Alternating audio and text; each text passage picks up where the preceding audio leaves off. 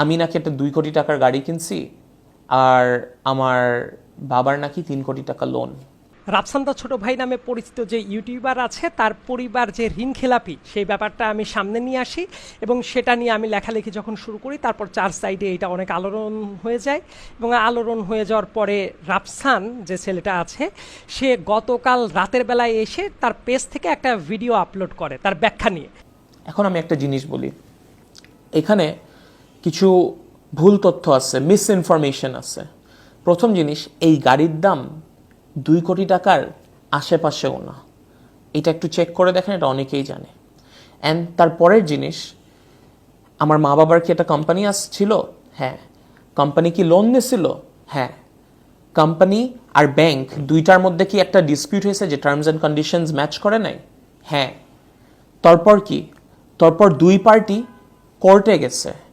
Because একটা জিনিস হচ্ছে, এই যে লোন যে নেওয়া হয়েছে, লোন তো ভাই চেহারা দেখে লোন দিয়ে দেয় না। লোন দেয় একটা বন্ধক, নাহলে একটা মর্টগেজ রেখে নিতে হয়, যেখানে আমরা আমাদের একটা জমি দিছি। মূলত সেই জায়গায় সে অনেক আবেগী কথাবার্তা বলার চেষ্টা করেছে এবং অযুক্তি, কুযুক্তি, মিথ্যা যুক্তি দিয়ে সে নিজের জায়গাটা এস্টাবলিশ করার চেষ্টা করেছে। কিন্তু ব্যাপারগুলো যে কি পরিমাণ মানে মিথ্যা তথ্য এবং অযুক্তি কুযুক্তি দিয়ে বোঝাইছিল সেই ব্যাপারটা আমার কাছে মনে হলো সবার সামনে ক্লিয়ার করে দেওয়া উচিত। এখন জিনিসটা যেটা হয়েছে, এই যে জমিটা, এই জমিটার দাম ধরে নেন আপনি 10 টাকা, আর আমরা লোন যেটা নিছি 1 টাকা। সো এখন ওই পার্টিটা চায় যে 1 টাকা দিয়ে 10 টাকার এটা নিয়ে নেওয়ার। বাট একটা জিনিস, এইটার জন্য ফেয়ার না। তারপর একটা গুড সিটিজেন কি করবে? কোর্টের কাছে যাবে। কোর্টের কাছে যাওয়ার পর হোয়াটস গোনা হ্যাপেন? ব্যাংকেরও কথা শুনবে, আমাদেরও কথা শুনবে। যার লজিকটা যেটা ঠিক মনে করবে, আমাদের ব্রাইটেস্ট জাজেসরা ওইটাই, অ্যান্ড দেন ওরা শুনলো অ্যান্ড আমাদের কথায় লজিক পেলো, পরে আমাদের স্টে দিছে। তার মানে হ্যাঁ, আমরা এখনো রায় দিচ্ছি না, আমরা কত অ্যামাউন্ট আপনি ব্যাক দিবেন জানাবো। সে কিন্তু টেকনিক্যালি আমার তোলা অভিযোগগুলো স্বীকারই করে নিয়েছে। সে বলছে তার বাবা মায়ের কোম্পানি ছিল, তারা লোন নিয়েছিল এবং সে একই সাথে বলছে তারা কেন কোর্টে গিয়েছিল।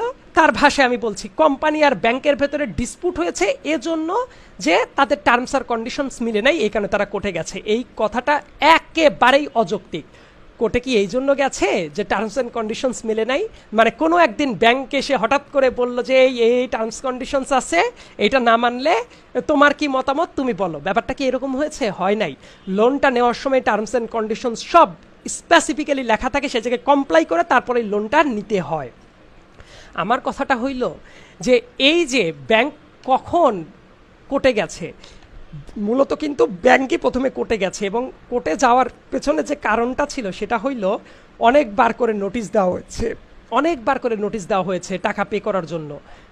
শর্ত যেগুলো ছিল সেগুলো ভায়োলেটেড হয়েছে, টাইম পার হয়ে গেছে, তারপরেও টাকা দেওয়া হয় নাই, ব্যাংকের লোন পরিশোধ করা হয় নাই। অনেকবার করে নোটিশ দেওয়ার পরেও যখন হয় নাই, তখন ডিফল্টার হিসেবে ঘোষণা করে মর্টগেজের সম্পত্তি নিলামে তুলে বিক্রি করার চেষ্টা করা হয়েছে। সেই জায়গাতে আমি আসছি। তাহলে খেয়াল করে দেখেন, রাফসান যেভাবে প্লেনভাবে বলল যে টার্মস অ্যান্ড কন্ডিশনস মিলে নাই, এই কারণে কোর্টে গেছে, ব্যাপারটা খুবই বড় রকমের অসত্য একটা কথা না? আচ্ছা, এইটা হলো। এখন আমি আমার ব্যাপার আসি। আমি ইফতেখার রাফসান, আমি নর্মালি ভিডিওস বানাই। আমি কি লোন নিছি? না। আমার মা বাবা লোন নিছে? হ্যাঁ। বাট আমার একটা, এইখানে আমি ফেসবুকে দেখতেছি একটা মোরাল অব্লিগেশন আমারে শিখাচ্ছে যে আমার লোনের টাকাটা গাড়ি না কিনে দেওয়া উচিত। ভাই, এটা আপনার চিন্তা করতে হবে না। আমি নিজেরে যথেষ্ট ভালো একটা সন্তান মনে করি। খালি আমি না, আমার বড় ভাইও। আমরা আমাদের ফ্যামিলিকে কোভিডের সময় যখন আমাদের বিজনেস ডাউন খাইছে তখন থেকে সাপোর্ট করি। অ্যান্ড দ্য থিং ইজ, আমাদের তো অ্যামাউন্ট জানাবে, তারপর না আমরা পে ব্যাক করবো। অ্যান্ড এইটা যতদিন আমরা না জানি, কেমনে কেমনে পে ব্যাক করবো? অ্যামাউন্টটা কি আপনি আমাকে বলতে পারবেন? ভাই, আপনি আমাকে এসে বলবেন যে অ্যামাউন্ট এইটা এটা এটা? আপনি কোর্ট না। অ্যান্ড যতক্ষণ এই অ্যামাউন্টটা না জানি, এখন যদি আমি একটা আইসক্রিম খেতে যাই, বলবে ভাই আপনি আইসক্রিম খেন না, আইসক্রিমের টাকা দিয়ে আপনি লোনের এটা দিতে পারতেন। একটা ঘড়ি কিনতেছি, ঘড়ি কিনেন না, ঘড়ির টাকা দিয়ে তো আপনি লোনের টাকা শোধ করতে পারতেন। এবং আরও একটা ইন্টারেস্টিং ব্যাপার আমি এই জায়গাতে বলি যে এই যে মানে কোর্টে যাওয়ার যে ব্যাপারটা, রাফসান বলছে যে এইভাবে কোর্টে চলে গেছে, যাওয়ার পরে কোর্ট এখন বুঝবে। কিন্তু এই জায়গায় একটা না গুরুত্বপূর্ণ ব্যাপার ছিল যে রাফসান কালকে রাতের বেলায় যখন দাবি করছে, ওই মুহূর্তেও ইভেন অ্যাজ অফ টুডে রাফসানের বাবা এবং মা দুইজনই ঋণ খেলাপি, অফিসিয়ালি ঋণ খেলাপি। অনেকে হয়তো বা মনে করেন ব্যাংকে এটা ঘোষণা করলে তারপর ঋণ খেলাপি হয়, নো। তারা যখন বারবার করে ঋণ দেয় নাই, শর্ত বাড়ানোর মানে শর্তর ভেতরে ঋণ দেয় নাই, টাইম বাড়ানো হয়েছে, তারপরেও ঋণ দেয় নাই, বারবার করে নোটিফিকেশন দেওয়ার পরে ঋণ হয় নাই, ওই টাইম থেকেই তো ঋণ খেলাপি হয়ে গেছে। এবং ঋণ খেলাপি হয়েছে আগে, তারপরে ব্যাংক গেছে কোর্টের কাছে যে এইবার আমার কোর্টের মাধ্যমে টাকা উসুল করতে হবে। ব্যাপারটা বুঝেন। এবং তার আগে কোর্ট আর একটা কাজ কি করে, ব্যাংক আর একটা কাজ কি করে, মর্টগেজ যে সম্পত্তিটা রাখা হয় সেই মর্টগেজের জিনিসটা কিন্তু নিলামে তুলে বিক্রি করে এবং পাবলিকলি কিন্তু নিলামের বিজ্ঞপ্তিটা দিতে হয় জাতীয় পত্রিকায়, দিয়ে ওই জায়গা থেকে নিজের টাকাটা উসুল করার চেষ্টা করে, রাইট? এই জায়গাতেও রাফসানের যে কত ভুল ব্যাখ্যা আছে একটু পরেই বুঝতে পারবেন। সবার আগে আমি আর একটা কথা একটু এই জায়গাতে একটু ফোকাস করি। রাফসানের দাবি ছিল কি, দেখবেন করোনার ভেতরে ব্যবসা খারাপ হয়েছে, পুরা পৃথিবী থমকে গেছে, তার মানে করোনার সিম্প্যাথিটা সে দেখানোর চেষ্টা করছিল। ওর ভিডিও যারা দেখেছেন নির্ঘাত এই জিনিসটা আপনাদের মাথায় হিট করার কথা। আপনারা কি একটা জিনিস জানেন, রাফসানের পরিবার কি করোনার ভেতরে ডিফল্টার হয়েছে বা করোনার পরে? Answer is absolutely no. তারা ডিফল্টার হয়েছে করোনারও আগে। তাহলে খেয়াল করে দেখেন, রাফসান যে সিম্প্যাথিটা কুড়ানোর চেষ্টা করলো করোনার এক্সকিউজ দিয়ে, তার এই এক্সকিউজ কি সত্য নাকি মিথ্যা? মানে পাবলিকের সাথে সে একটা প্রতারণা করলো না? তারা তো ডিফল্টার হয়েছে করোনারও আগে, তাহলে করোনাকে কিভাবে এক্সকিউজ আকারে ইউজ করে তারা? ভাই, জিনিসটা হচ্ছে আপনার একটা জিনিস বুঝতে হবে, আমার আর আমার ভাইয়ের সামর্থ্যটা আছে একটা গাড়ি দেওয়া, সাথে একটা লোনের এইটা পে ব্যাক করা। সো আপনি এসে এটা কখনোই বলতে পারেন না। আপনি যদি এত বুঝেন, আপনি আমাকে অ্যামাউন্টটা বললেন, তাহলে কত দিতে হবে? রাফসান আর একটা জায়গায় বলছিল না যে গুড সিটিজেন, তারা মানে গুড সিটিজেনের মতো কোর্টে যাবে, ডিসিশন নিবে, এই জায়গায় অন্য কেউ কথা বলবে না। রাফসানটা কি গুড সিটিজেন? এর একটা প্রমাণ আমি দিয়ে দেই। গত রাত 9টার সময়ে রাফসান যে ভিডিওটা বানিয়েছে সেই জায়গায় সে বলছে রায় হয় নাই, কত টাকা দিতে হবে তারা জানে না, কিচ্ছু জানে না।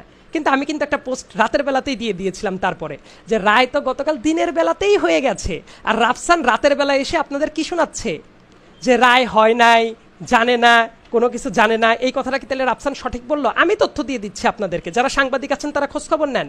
ঢাকার অর্থঋণ আদালতের মামলাটা ছিল 162 নাম্বার মামলা, এবং ওইটাই ছিল রাফসানের বাবা মায়ের এবং ওই কোম্পানির মামলা, ব্যাংকের সাথে ওইটা। এটার এক্সপার্টি রায়টা কিন্তু দিয়ে দিতে হয়েছে। এক্সপার্টি রায় মানে কি, যারা লিগ্যাল ব্যাকগ্রাউন্ডের বাইরে, আমি একটু বোঝার সুবিধার্থে বলে দিচ্ছি, মানে একটা পক্ষকে আপনি ডেকেও পাচ্ছেন না, তারা যাচ্ছে না, হেল্প করছে না, জানানোর পরেও, নোটিশ দেওয়ার পরেও, তখন কোর্ট বাধ্য হয়ে এক পক্ষের কথা শুনে এবং অন্যান্য ফ্যাক্ট চেক করে রায় দিয়ে দেয়। এবং রাফসানের পরিবার অ্যাটেন্ড করে নাই কোর্টে, কোর্টকে অসহযোগিতা করেছে, নোটিশ দেওয়ার পরেও যায় নাই। তাহলে রাফসান যে গুড সিটিজেনের কথা বললো, রাফসানটা কি গুড সিটিজেন রাফসান? অ্যান্ড তার পরের জিনিস, আমি যদি আমার বাবার কথা বলি, আমার বাবা একটা সেনাবাহিনীর অফিসার, সে তার লাইফ সার্ভ করছে এই দেশের জন্য। অ্যান্ড আরেকটা জিনিস, আমরা কি দেশের বাইরে পালাই গেছি? আমরা কি 1000 কোটি টাকা নিয়েছি? না ভাই, উই আর হিয়ার, আমরা দেশে আসি। যখন আমরা জানবো যে কোর্ট রায় দিবে যে এইটা অ্যামাউন্ট আমরা দিয়ে দিব, তার আগ দিয়ে কারোর রাইটস নাই বলার, এইটা ইভেন মানে মোরাল পুলিশিং করা, এইসব কোনো কিছুর আপনারা এক সাইড অফ দ্য স্টোরি জেনে কখনো এটা বলতে পারেন না যে তাদের লোনের ব্যাপার আমি কেন কথা বলবো, আমার কথা বলার মোরাল জ্ঞান দেওয়ার আমার কি রাইট আছে? ইয়েস রাফসান, রাইট আছে। কারণ যে মুহূর্তে আপনারা ল্যাভিশ লাইফ লিড করতেছেন, অনেক এক্সপেন্সিভ একটা লাইফ লিড করতেছেন, কিন্তু ব্যাংকের টাকা মানে কি পাবলিকের টাকা, সেটা ডিফল্টার আপনারা ঋণ খেলাপি মানুষ, আপনার পরিবার। তো আপনারা সেই জিনিসটা পেব্যাক না করে আপনারা এইভাবে ল্যাভিশ লাইফ লিড করতেছেন, এইটা যে কোনো বিবেকবান মানুষের মনে প্রশ্ন আসা উচিত না? আমি যদি কারো কাছে লোন নিয়ে পে করতে না পারি, তারপর আমি অন্যান্য জায়গায় খুব চাকচিক্যপূর্ণ একটা লাইফ লিড করতেছি আমি এবং আমার পরিবার, সেই ব্যাপারটা দেখতে কেমন লাগে? এবং এই কারণে যেহেতু এটা দেশের টাকা, ব্যাংকের টাকা মানে পাবলিক মানি, সো এইটা যারা ঋণ খেলাপি করে টাকাটা দেয় নাই, এই ব্যাপারে কথা বলার রাইট একজন নাগরিক হিসেবে আমার অবশ্যই আছে বলে আমি মনে করি। নাগরিক হওয়ার অনেক দায়, একটু পড়াশোনা করেন বুঝতে পারবেন যে নাগরিকের দায় কি, কর্তব্য কি, অধিকার কি। একটু পড়াশোনা ঠিক মতো করেন, জানতে পারবেন।